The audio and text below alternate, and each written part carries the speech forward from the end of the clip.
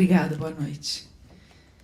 A sorte foi minha, viu, Elvia, de poder ter aceito esse convite, porque, afinal de contas, de alguma forma eu não conheci Lígia, infelizmente, mas eu a desembrulhei em tantos contos e histórias dela que eu tive a felicidade de ler. Então, eu me propus a desembrulhar um pouquinho para vocês nesses contos.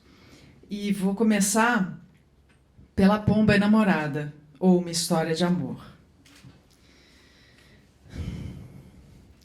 Encontrou-o pela primeira vez quando foi coroada princesa no baile da primavera. E assim que o coração deu aquele tranco e o olho ficou cheio d'água, pensou: acho que vou amar ele para sempre. Ao ser tirada, teve uma tontura. Enxugou depressa as mãos molhadas de suor no corpete do vestido, fingindo que alisava alguma prega, e de pernas bambas abriu-lhe os braços e o sorriso. Sorriso assim meio de lado para esconder a falha do canino esquerdo, que prometeu a si mesma arrumar no dentista do Rony, o Dr. Elcio. Isso se subisse de ajudante para a cabeleireira. Ele disse apenas meia dúzia de palavras, tais como: você que devia ser a rainha, porque a rainha aqui é uma bela bosta, com perdão da palavra. Ao que ela respondeu que o namorado da rainha tinha comprado todos os votos, infelizmente não tinha namorado, e mesmo que tivesse, não ia adiantar nada, porque só conseguia coisas a custo de muito sacrifício. Era do signo de Capricórnio, e os desse signo têm que lutar o dobro para vencer. Não acredito nessas babaquices, ele disse, e pediu licença para fumar lá fora. Já estava dançando o bis da valsa dos miosotes e estava quente para danar. Ela deu licença. Antes não desce, diria depois a rainha, enquanto voltavam para casa. Isso porque, depois dessa licença, não conseguiu mais botar os olhos nele, embora o procurasse por todo o salão e com tal empenho que o diretor do clube veio lhe perguntar o que tinha perdido. Meu namorado, ela disse, rindo. Quando ficava nervosa, ria sem motivo. Mas o Antenor é seu namorado? Estranhou o diretor, apertando-a com força enquanto dançavam nós outros. É que ele saiu logo depois da valsa, todo atracado com uma escurinha de frente única, informou com ar distraído. Um cara legal, mas que não esquentava o rabo em nenhum emprego. No começo do ano era motorista de ônibus, mês passado era borracheiro numa oficina da Praça Marechal Deodoro, mas agora estava numa loja de acessórios na Guaianazes, quase esquina da General Osório. Não sabia o número, mas era fácil de achar. Não foi fácil assim, ela pensou, quando encontrou no fundo da oficina, pulindo uma peça. Não a reconheceu. Em que podia servi-la? Ela começou a rir. Mas eu sou a princesa do São Paulo chique, lembra? Ele lembrou, enquanto sacudia a cabeça, impressionado. Mas ninguém tem esse endereço, porra. Como é que você conseguiu? E levou-o até a porta. Tinha um monte assim de serviço, andava sem tempo para se coçar, mas agradecia a visita. Deixasse o telefone, tinha aí um lápis? Não? Fazia mal. Guardava qualquer número. Numa hora dessas, dava uma ligada, tá? Não deu. Ela foi à Igreja dos Enforcados, acendeu 7 velas para as almas mais aflitas e começou a novena milagrosa em louvor de Santo Antônio. Isso depois de telefonar várias vezes só para ouvir a voz dele. No primeiro sábado em que o horóscopo anunciou um dia maravilhoso para os nativos de Capricórnio, aproveitando a ausência da dona do salão de beleza, que saíra para pentear uma noiva, telefonou de novo. E dessa vez falou, mas tão baixinho que ele precisou gritar. Fala mais alto, merda, não estou escutando nada. Ela então se assustou com o grito e colocou o fone no gancho, delicadamente. Só se animou com a dose de vermute que o Rony foi buscar na esquina. E então tentou novamente, justo na hora em que houve uma batida na rua e todo mundo foi espiar pela janela. Disse que era a princesa do baile, Riu quando negou ter ligado outras vezes e convidou-o para ver um filme nacional muito interessante que estava passando ali mesmo, perto da oficina dele, na São João. O silêncio do outro lado foi tão profundo que o Rony deu-lhe depressa uma segunda dose. Beba, meu bem, que você está quase desmaiando. Acho que caiu a linha, ela sussurrou, apoiando-se na mesa, meio tonta. Senta, meu bem, deixa eu ligar para você, ele ofereceu, bebendo o resto do vermute e falando com a boca quase colada ao fone. Aqui é o Rony, coleguinha da princesa, você sabe. Ela não está nada brilhante e por isso eu vim falar no lugar dela. Nada de grave, graças a Deus. Mas a pobre está tão ansiosa por uma resposta, lógico.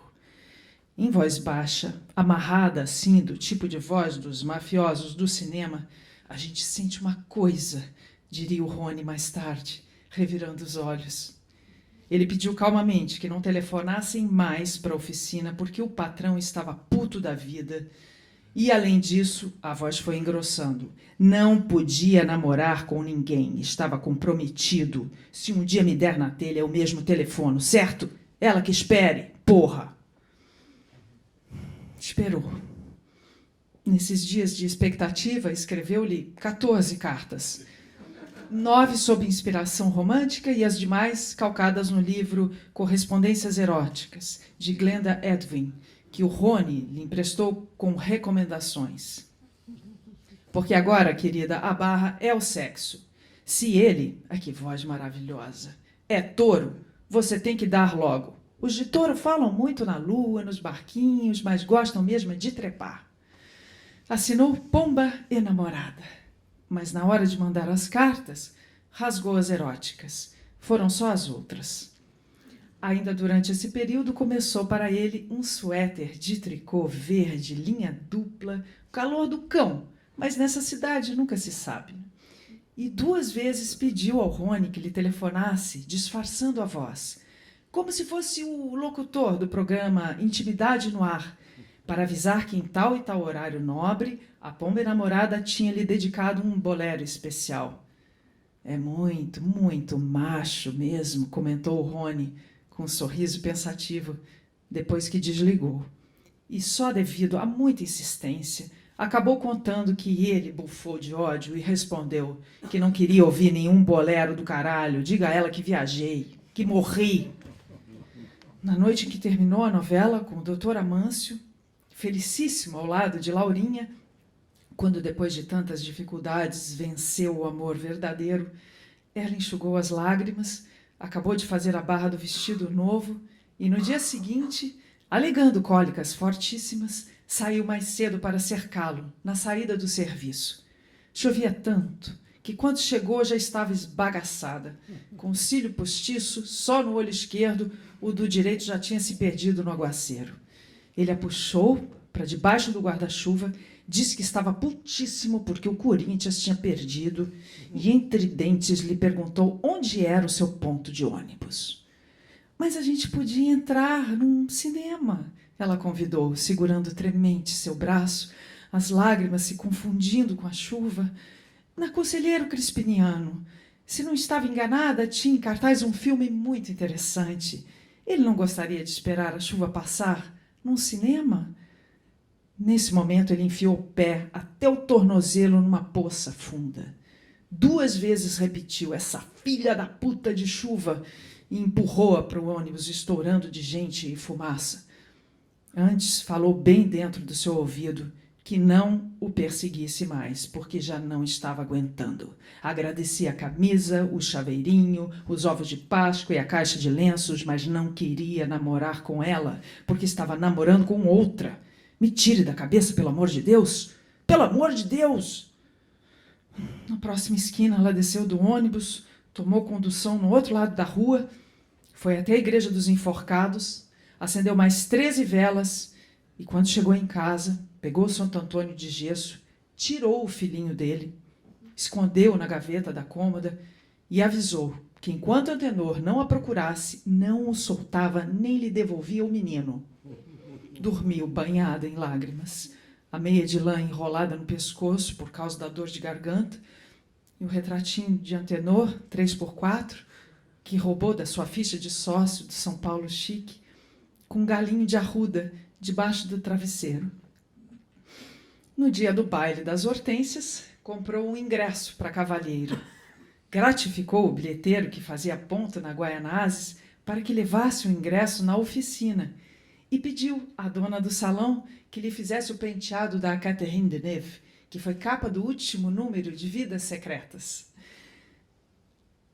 Passou a noite olhando para a porta de entrada do baile. Na tarde seguinte, comprou o disco Ave Maria dos Namorados na liquidação.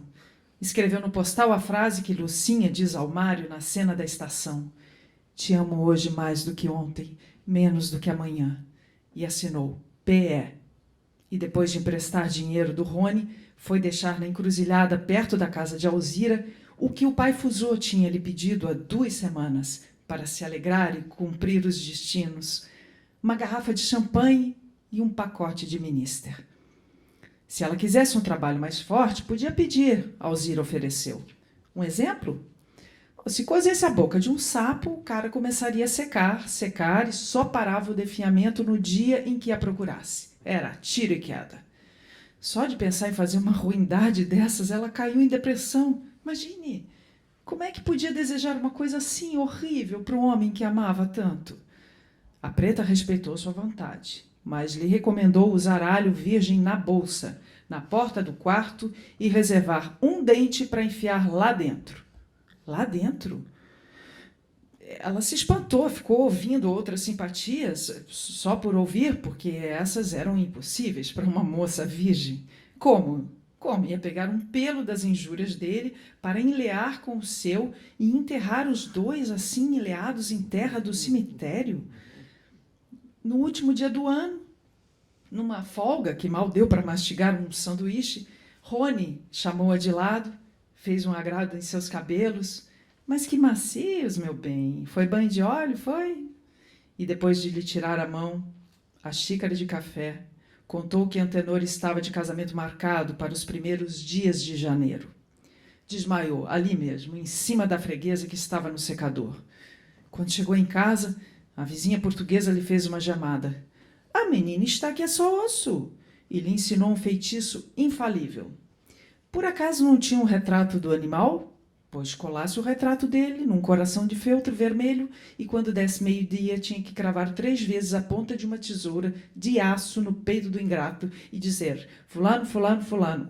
Como se chamava ele? Antenor? Pois, na hora dos pontaços devia dizer com toda a fé: Antenor, Antenor, Antenor, não vai mais comer, nem dormir, nem descansar, enquanto não vieres me falar. Levou ainda um pratinho de doces para São Cosme, São Damião. Deixou o pratinho no mais florido dos jardins que encontrou pelo caminho. Tarefa dificílima, porque os jardins públicos não tinham flores e os particulares eram fechados com a guarda de cachorros. E foi vê-lo de longe na saída da oficina.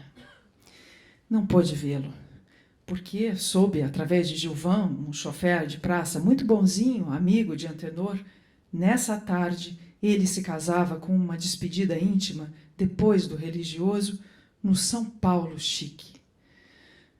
Dessa vez não chorou. Foi ao crediário Mapping, comprou um licoreiro, escreveu um cartão desejando-lhe todas as felicidades do mundo, pediu ao Gilvan que levasse o presente, escreveu no papel de seda do pacote um PE bem grande. Tinha esquecido de assinar o cartão. E quando chegou em casa, bebeu soda cáustica. Saiu do hospital, 5 quilos mais magra, amparada por Gilvan de um lado e por Rony do outro. O táxi de Gilvan, cheio de lembrancinhas que o pessoal do salão lhe mandou. Passou, ela disse a Gilvan num fio de voz. Nem penso mais nele, acrescentou. Mas prestou bem atenção em Rony quando ele contou que agora aquele vira-folha era manobrista de um estacionamento da Vila Pompeia. Parece que ficava na Rua Tito. Escreveu-lhe um bilhete contando que quase tinha morrido, mas se arrependia do gesto treslocado, que lhe causara uma queimadura no queixo e outra na perna, que iria se casar com Gilvan, que tinha sido muito bom no tempo em que esteve internada, e que a perdoasse por tudo o que aconteceu. Seria melhor que ela tivesse morrido, porque assim parava de encher o saco. Antenor teria dito quando recebeu o bilhete que picou em 1000 pedaços. Isso diante de um conhecido do Rony, que espalhou a notícia na festa de São João, do São Paulo chique.